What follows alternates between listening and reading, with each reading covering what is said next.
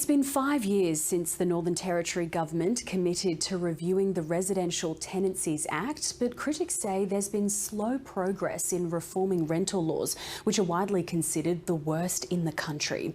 50% of the Territory's population are renters, and the peak housing body is calling on the government to finalise the review and put a better deal on the table. Michelle Mays and her family now happily own their own home, but the ordeal of renting is etched deep into her memory. For years, maintenance requests for black mould, broken air conditioners and leaking pipes in a rented house in Alice Springs were largely ignored.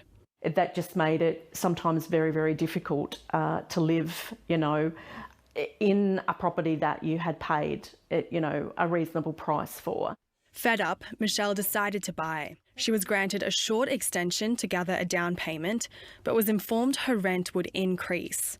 With a number of items still neglected by the landlord, she took a stand. When met with resistance, she advised she'd be taking legal action. Within 12 hours, I received an email with a notice of eviction.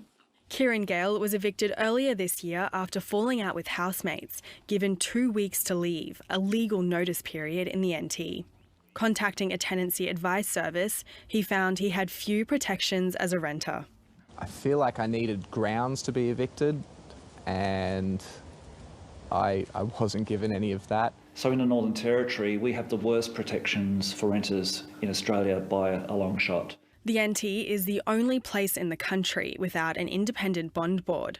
It has the shortest eviction notice period at just 14 days, and there are no limitations on how high rents can be increased. It's also the only jurisdiction where rent bidding is allowed. There's a lot of insecurity for renters out there right now. We need to change that. 5 years ago, the NT government committed to reviewing and reforming the Tenancy Act, but Peter says there's been zero progress. He's calling for a better deal for renters to be put on the table without delay. Roxanne Fitzgerald, ABC News. A warning.